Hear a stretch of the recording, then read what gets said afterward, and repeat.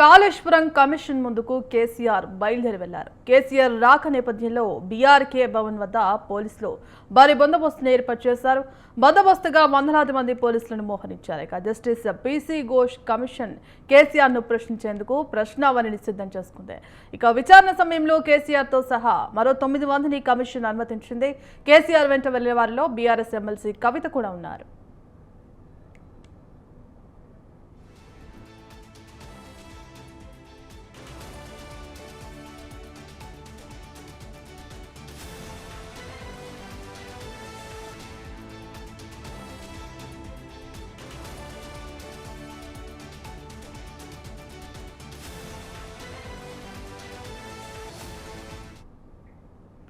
మేడిగడ్డ బ్యారేజీ కుంగడం, Annaram Sundilla బ్యారేజీలకు CPH నేపథ్యంలో గతేడాది మార్చిలో సుప్రీంకోర్టు మాజీ న్యాయమూర్తి జస్టిస్ పీసీ ఘోష్తో ప్రభుత్వం న్యాయ విచారణ కమిషన్ను ఏర్పాటు చేసింది. అప్పటి నుంచి బ్యారేజీల నిర్మాణం, ఇంజనీర్లు, quality control, operation and maintenance, central design organisation, నీటిపారుదల, ఆర్థిక శాఖల అధికారులు, నిర్మాణ సంస్థల ప్రతినిధులు విచారించడం, వారి నుంచి అఫిడవిట్లు తీసుకొని క్రాస్ ఎగ్జామినేషన్ సైతం పూర్తి చేసింది.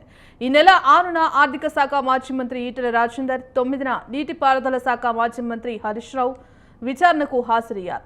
ఇప్పటి వరకు మీడియా కమిషన్లోని ఇంజనీర్ల సమక్షంలోనే విచారణ జరిగింది. నేడు కేసీఆర్ విషయంలో ఇదే పద్ధతిని అనుసరిస్తారా, లేక కేవలం కమిషన్ అధికారుల వరకే పరిమితమై ఇన్ కెమెరా విచారణ, క్రాస్ ఎగ్జామినేషన్ చేస్తారా అన్నది చూడాల్సి ఉంది.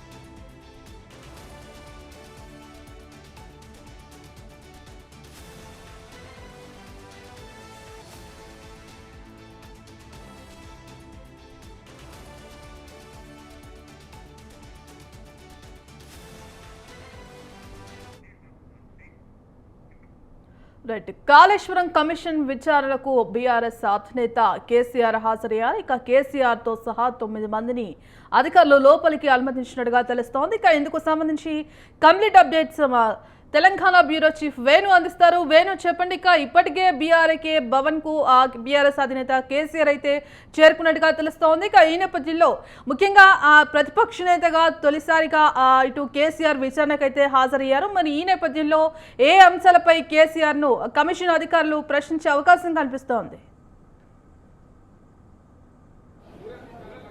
కాళేశ్వరం కమిషన్ ఏదైతే జరిగినటువంటి ఎత్తిపోతల పథకంలో అవినీతికి సంబంధించి రాష్ట్ర ప్రభుత్వం కాళేశ్వరం కమిషన్ ఏర్పాటు చేయడం జరిగింది. ఇక ఈ కమిషన్ వరుసగా కూడా ఈ ఏదైతే ఏజెన్సీలు ఇందుకు వర్క్ చేశాయి, అలాగే ఇంజనీర్లు ఎవరు వర్క్ చేశారు, అలాగే ఈ ప్రాజెక్టు ఎవరు డిజైన్ చేశారు ఏంటి అనేటువంటి అందరినీ కూడా ఒక్కొక్కరినిగా విచారిస్తూ వచ్చింది కమిషన్. ఇక ముఖ్యంగా ఏదైతే గత కొద్ది రోజులుగా చూడవచ్చు, మొదట ఏదైతే వారికి వచ్చినటువంటి సందేహాలన్నిటిపైన కూడా ఒక్కొక్కరిని అఫిడవిట్ దాఖలు చేయమని చెప్పింది. ఇక అఫిడవిట్ దాఖలు చేసిన తదనంతరం ఇటు ఇంజనీర్లను ప్రశ్నించడం జరిగింది. తదనంతరం ఏదైతే ఆర్థిక వ్యవహారాలు చూసినటువంటి ఐఏఎస్ అధికారులను కూడా వరుసగా పిలిచి అప్పుడు ఎందుకు నిర్ణయం తీసుకున్నారు, ఎలా నిర్ణయం తీసుకున్నారు, ఈ నిర్ణయాలకు గల కారణాలు ఏంటి, ఏదైతే అఫిడవిట్లో పొందుపరిచినటువంటి అంశాలు వారిగా కూడా వారిని ప్రత్యక్ష విచారణకు హాజరయ్యాక వారిని ప్రత్యక్షంగా అడిగి తెలుసుకోవడం జరిగింది. ఇక ఇదే క్రమంలో గత కొద్ది రోజుల కిందటే కాళేశ్వరం కమిషన్ ఇక మాజీ ముఖ్యమంత్రి కేసీఆర్ కు కూడా నోటీసులు జారీ చేయడం జరిగింది. అయితే మొదట హాజరు కావాల్సినటువంటి కేసీఆర్ కాస్త సమయం కావాలని చెప్పి కమిషన్ కోరడం జరిగింది. ఇక వెంటనే స్పందించినటువంటి కమిషన్ కూడా సమయం ఇస్తామని చెప్పింది. అయితే గత కొద్ది రోజుల కిందటే ఏదైతే ఈ ప్రాజెక్టుకు సంబంధించి గతంలో మంత్రిగా పనిచేసి ప్రస్తుతం మాజీలుగా ఉన్నటువంటి ఇటు హరీష్ రావుని, అలాగే మరోవైపు ఈటెల రాజేందర్ని కూడా కమిషన్ ఇప్పటికే విచారించింది. అటు బీఆర్ఎస్ వర్కింగ్ ప్రెసిడెంట్ కేటీఆర్ మాట్లాడుతున్నారు. లైవ్ చూద్దాం. ప్రజల దృష్టిని మరల్చాలని ప్రయత్నం చేసినా మల్లనీయం ప్రజల తరపున అడుగుతూనే ఉంటాం. నువ్వెన్ని రకాలుగా వేధించినా నిన్ను వదిలిపెట్టం, నీ కాంగ్రెస్ పార్టీని బొందబెట్టేదాకా వెంటాడుతూనే ఉంటాం. కేసీఆర్ కమిషన్ ముందు పిలవాలి కాబట్టి పిలిచారనుకోవచ్చా? కేసీఆర్ గారు తెలంగాణ చరిత్ర. కేసీఆర్ ను ఇవాళ పిలిచి అది కూడా ఇరిగేషన్ గురించి మాట్లాడటము అంటే ఇది హనుమంతుడి ముందు కుప్పిగంతులు లాంటివి. ఎందుకంటే కేసీఆర్ గారికి ఉన్నంత క్షుణ్ణమైన అవగాహన, వాగులు, వంకలు, నదులు, చెరువులు, వీటి గురించి, ఇరిగేషన్ రంగం గురించి కేసీఆర్కి ఉన్నంత అవగాహన బహుశా భారతదేశంలోనే ఈరోజు సమకాలీన రాజకీయాల్లో ఏ రాజకీయ నాయకుడు కూడా ఉండదు. మరి అట్లాంటిది కేసీఆర్ గారిని పిలిచి లేదు అడుగుతామంటే హనుమంతుడి ముందు కుప్పిగంతులే అవుతుంది. ముమ్మాటికి నిజాలు అల్టిమేట్ గా తేల్తాయి, ధర్మము న్యాయమే గెలుస్తుంది. అల్టిమేట్ గా కేసీఆర్ గారి పేరు చరిత్రలో సువర్ణాక్షరాలతో తెలంగాణను సాధించిన నాయకుడిగా, తెలంగాణను సస్యశ్యామలం చేసిన నాయకుడిగా చరిత్రలో సువర్ణాక్షరాలతో లిఖించబడుతుంది. ఈ చిల్లర రాజకీయాలు పట్టించుకోకండి. 6 గ్యారంటీలు 420 హామీల మీదనే మనం అందరం దృష్టి పెడదాం. ఖచ్చితంగా రేవంత్ రెడ్డిని, కాంగ్రెస్ పార్టీని తొందరలోనే ఈ చిల్లర రాజకీయాలు అన్ని ముగిసిన తర్వాత ప్రజాక్షేత్రంలో బట్టలిప్పి నించోబెట్టే విధంగా కార్యాచరణ ఉంటది. దానికి మీ మద్దతు పలకాలని రాష్ట్ర ప్రజలకు రేవంత్ రెడ్డి అనే ఒక చిల్లర నాయకుడు, ఒక చిల్లర వ్యక్తికి కేబినెట్ అంటే అర్థం కాదు, కేబినెట్ ఎట్లా పనిచేస్తుందో అర్థం కాదు. ఎందుకంటే ఆయన ఆలోచనలు వేరు, ఆయన ఎజెండా వేరు. ఆయనకు రాష్ట్ర ప్రయోజనాల కంటే, రైతుల ప్రయోజనాల కంటే రాజకీయ ప్రయోజనాలు, రాక్షస ఆనందము, పైశాచిక ఆనందం ఆయనకు ముఖ్యం.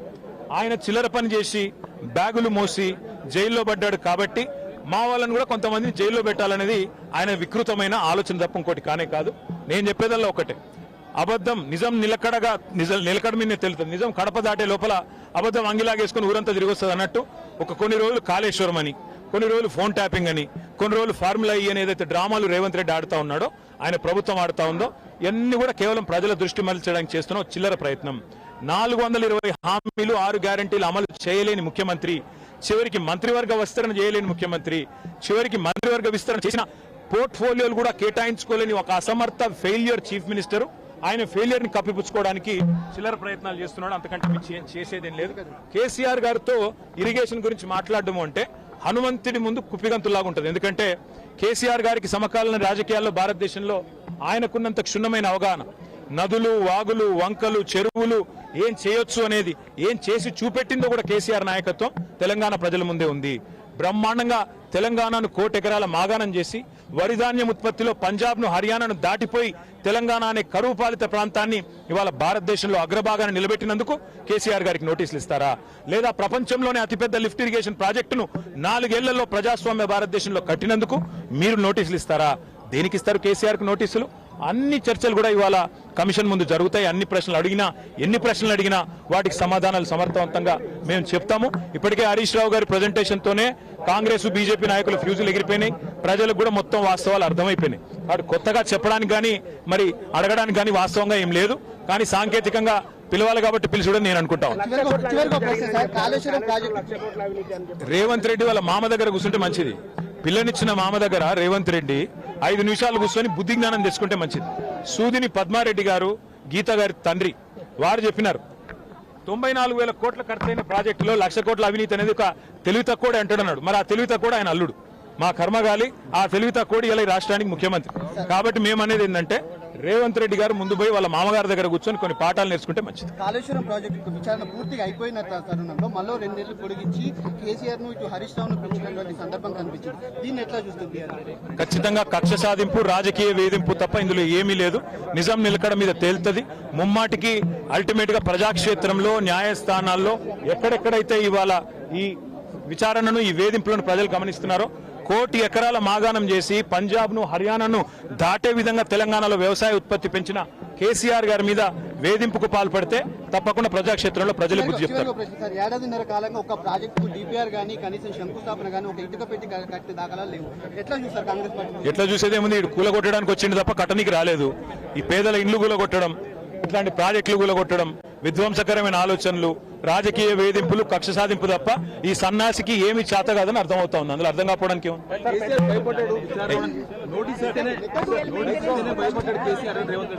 100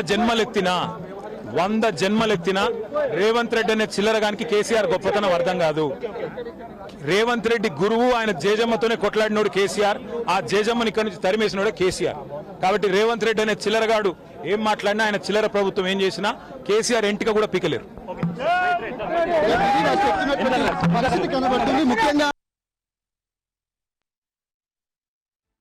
రైట్ వేణిక, ముఖ్యంగా కేటీఆర్ వ్యాఖ్యలు చేసిన దాన్ని బట్టి చూసుకుంటే ఇటు కేసీఆర్ని అర్థం చేసుకునేందుకు కాంగ్రెస్ నేతలకు జీవితకాలం చాలదు అంటూ కూడా ఆయన పేర్కొన్నారు. మరి నిజమేంటో ఖచ్చితంగా తెలుస్తోంది. కేసీఆర్ ఈ విచారణ తర్వాత అందరికీ స్పష్టంగా అర్థమవుతుందంటూ కూడా కేటీఆర్ వ్యాఖ్యలు చేశారు. మరి దీని ఏ విధంగా చూడొచ్చు అంటారు?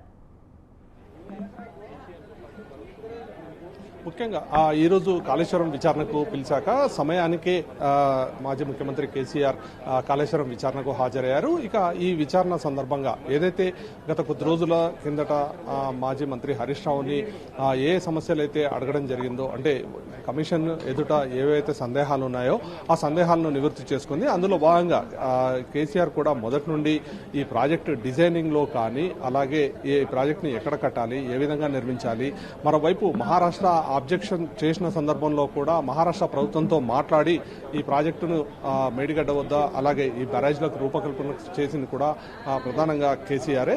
కాబట్టి ఇందుకు సంబంధించి ఏవైతే సందేహాలు ఉన్నాయో, మరోవైపు ఈ నిర్మాణ సంస్థలన్నీ కూడా మేము అప్పుడు ప్రభుత్వం చెప్పిన విధంగానే మేము నడుచుకున్నామని చెప్పి ఇప్పటికే చెప్పడం జరిగింది. మరోవైపు ఇటు ఉన్నతాధికారులు కూడా ఏదైతే పనిచేసినటువంటి ఇంజనీర్లు కానీ, అలాగే మరోవైపు ఏదైతే ఇటు ఐఏఎస్ అధికారులు కూడా మేము ప్రభుత్వం చెప్పిన విధంగానే పనిచేశామని చెప్పి చెప్పడం జరిగింది.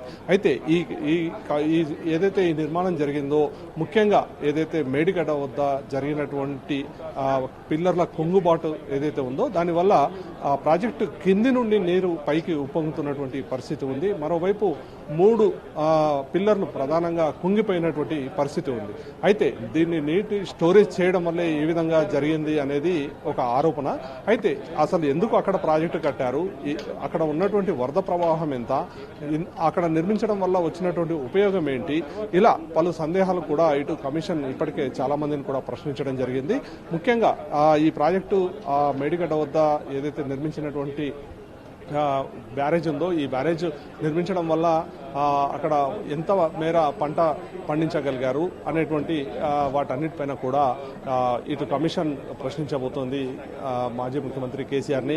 ముఖ్యంగా ప్రతి ఒక్కరిని కూడా విచారణ సందర్భంగా వారు అఫిడవిట్లో పేర్కొన్న అంశాలన్నింటినీ కూడా ప్రతి ఒక్కరిని కూడా క్షుణ్ణంగా అడిగినప్పుడు మేము అప్పుడు ప్రభుత్వం చెప్పిన విధంగా నడుచుకున్నామని చెప్పి చెప్పడం జరిగింది. అయితే మరోవైపు ఇటు బీఆర్ఎస్ వాదన ఎలా ఉంది అంటే, ఖచ్చితంగా మేము కాళేశ్వరం ప్రాజెక్టు డిజైన్ చేసిందే కేసీఆర్, మేము ప్రజల బాగు కోసమే ఈ ప్రాజెక్టు చేపట్టాం, దీనివల్ల తెలంగాణ పూర్తిగా సస్యశ్యామలమైనటువంటి పరిస్థితి ఉంది, చాలా ప్రాంతాల్లో వరి దిగుబడి అనేది చాలా పెద్ద ఎత్తున పెరిగింది, మరోవైపు ఇటు ఏదైతే భారతదేశంలోనే అత్యధిక వరి పండించే రాష్ట్రాల్లో ఒక తెలంగాణను నిలపగలిగామని చెప్పేసి ఇటు బీఆర్ఎస్ పార్టీ చెప్తుంది.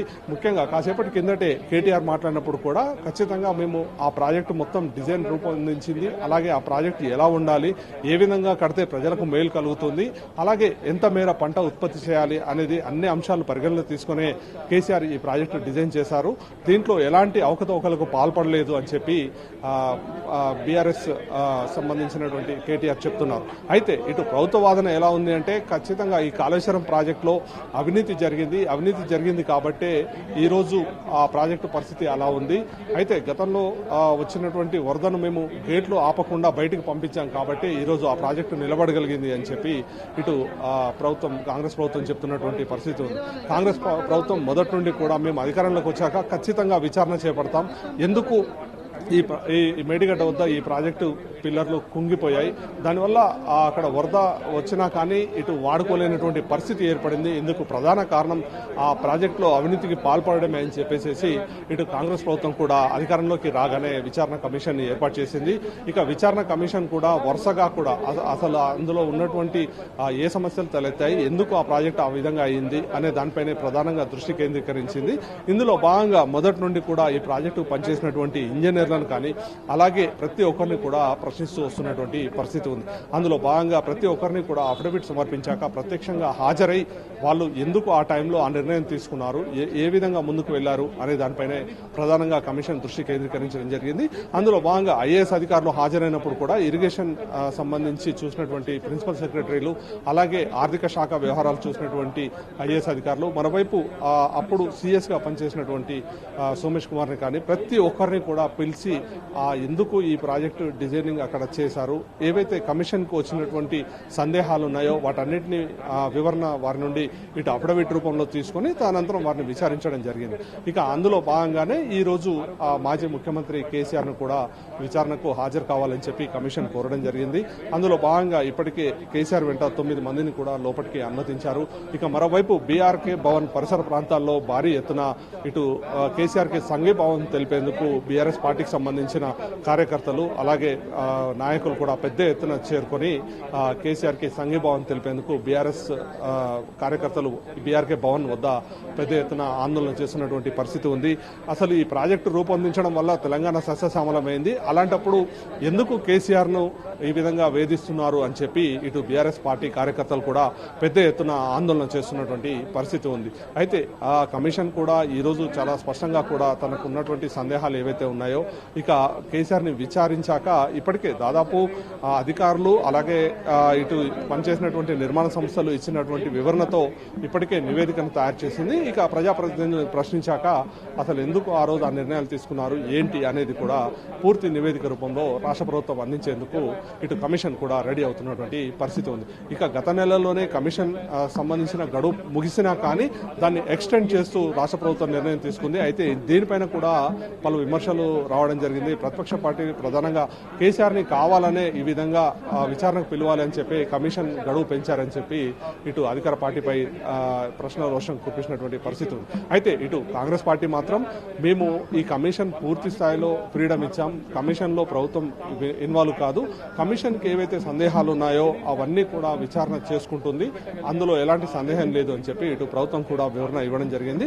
ఇక ఈ నేపథ్యంలో గత కొద్ది రోజులుగా వస్తాడా రాడా, గతంలో కేసీఆర్ విద్యుత్ కమిషన్ కూడా లేఖ రూపంలోనే ఇవ్వడం జరిగింది. అయితే ఈరోజు వస్తాడా రాడా అనేటువంటి సందేహానికి ఈరోజు తెరపడింది.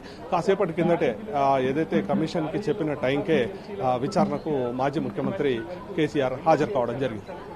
ఎస్ వేణు, ముఖ్యంగా చూసుకుంటే ఇప్పటికే అటు మాజీ ఆర్థిక శాఖ మంత్రి ఈటలను, ఇటు నీటిపారుదల మాజీ మంత్రి హరీష్ రావును కూడా విచారించడం జరిగింది. ఇప్పటికే అటు హరీష్ రావు కూడా దీనికి సంబంధించి ఒక ప్రెజెంటేషన్ కూడా ఇవ్వడం జరిగింది.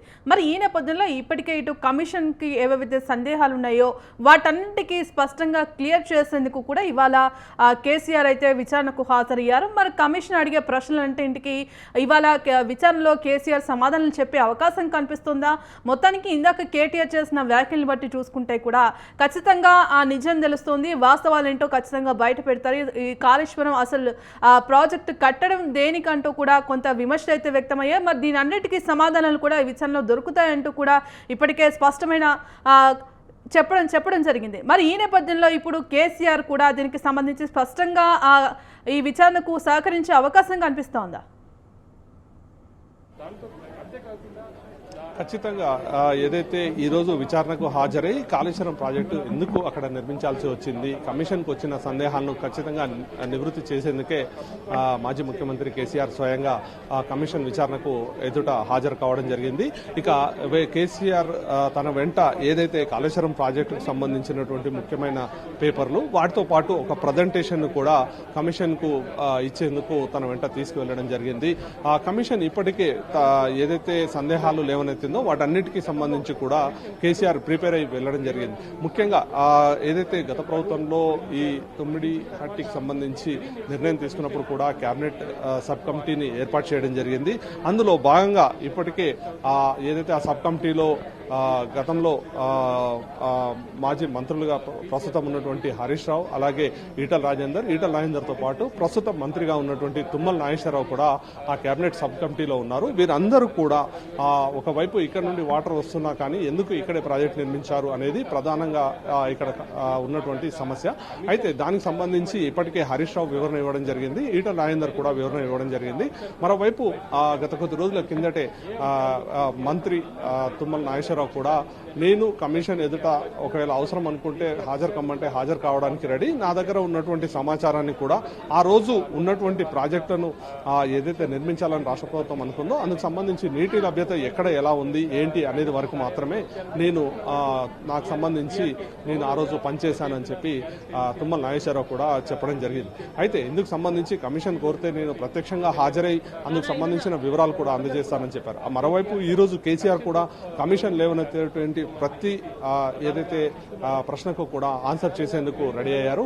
ముఖ్యంగా కాళేశ్వరం ప్రాజెక్టు నిర్మించడం వల్ల తెలంగాణకు లాభం చేకూరింది అనేది ఇటు బీఆర్ఎస్ పార్టీ మొదటి నుండి చేసినటువంటి వాదన. ఈ ప్రాజెక్టు చేపట్టడం వల్ల చాలా ప్రాంతాలు ఏదైతే ఎడారిగా ఉన్నటువంటి చాలా ప్రాంతాలు కూడా కాసో నీరు వచ్చినటువంటి పరిస్థితి ఉంది. ఇందుకు ముఖ్యంగా కేసీఆర్ ఈ నిర్ణయం తీసుకోవడమే ప్రధానం. కాబట్టి కాళేశ్వరం ప్రాజెక్టుకు సంబంధించి ఏ సందేహం ఉన్నా కానీ నివృత్తి చేసేందుకు కేసీఆర్ రెడీగా ఉన్నారని చెప్పి ఆ పార్టీ నేతలు కూడా చెప్తున్నటువంటి పరిస్థితి ఉంది. ఇక ఈ రోజు ఆ కేసీఆర్ కూడా కమిషన్ ఎదుట హాజరై ఇటు అధికారులు, మరోవైపు ఈ డిజైన్ సంస్థలు, నిర్మాణ సంస్థలు ఇవి ఏవైతే వివరణ ఇచ్చాయో దానికి సంబంధించి కమిషన్కు వచ్చినటువంటి అనుమానాలన్నీ కూడా కేసీఆర్ని అడిగి నివృత్తి చేసుకునే అవకాశం ఉంది. కేసీఆర్ కూడా అందుకు సంబంధించి ప్రాజెక్టు మొదటి నుండి ఏ విధంగా తాను డిజైన్ రూపొందించుకుంది, అలాగే ఏ విధంగా ఎంత మేర వాటర్ ఇక్కడ స్టోర్ చేస్తే ఇటు తెలంగాణకు సంబంధించి ఎత్తిపోతల పథకం ప్రధానంగా ఇది. ఈ వాటర్ని మనం దాదాపు 3 పంటలు పండించే విధంగా ఏ విధంగా నీరుని స్టోరేజ్ చేయవచ్చు అనే దానిపైనే ప్రధానంగా దృష్టి కేంద్రీకరించి ఈ ప్రాజెక్టు రూపొందించామని చెప్పి ఇటు వివరణ ఇచ్చేందుకు కూడా కేసీఆర్ రెడీ అవుతున్నారు. Right, thank you Venu.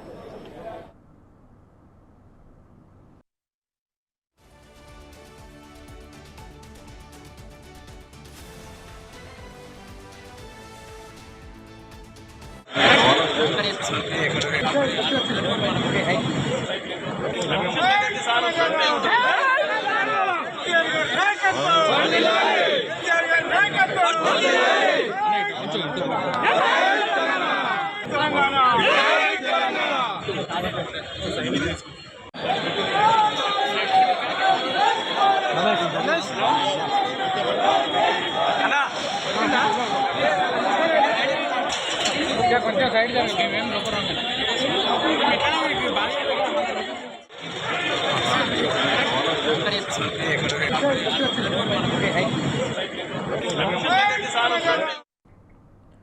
Kaleshwaram commission ముందుకు కేసీఆర్ బయలుదేరి వెళ్లారు. కేసీఆర్ రాక నేపథ్యంలో బీఆర్కే భవన్ వద్ద పోలీసులు భారీ బందోబస్తును ఏర్పాటు చేశారు.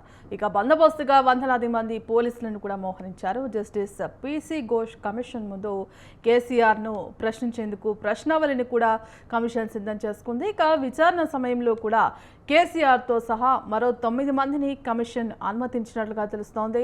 ఇక కేసీఆర్ వెంట వెళ్లిన వారిలో ముఖ్యంగా బీఆర్ఎస్ ఎమ్మెల్సీ కవిత కూడా ఉన్నట్టుగా తెలుస్తోంది.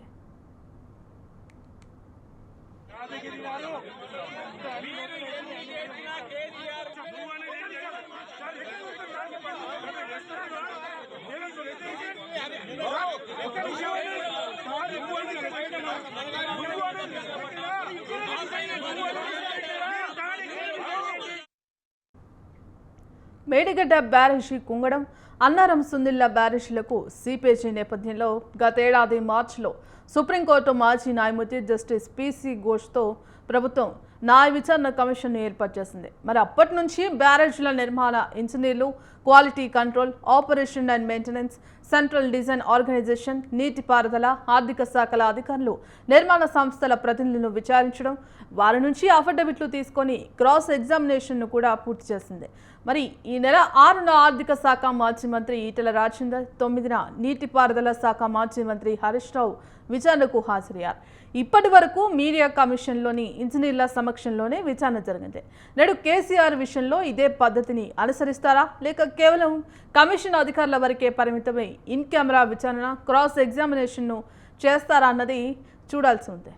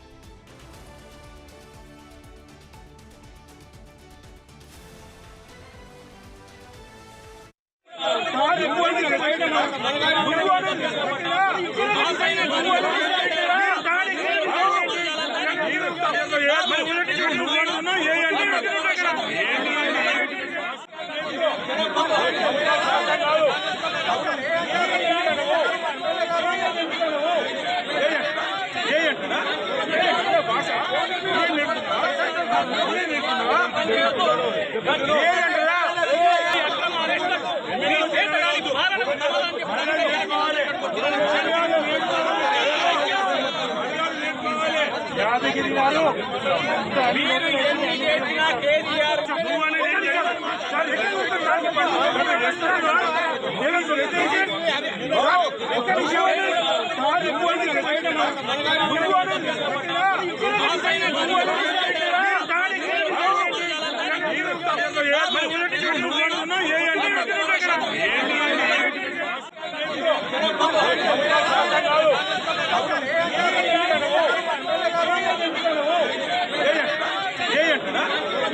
భాష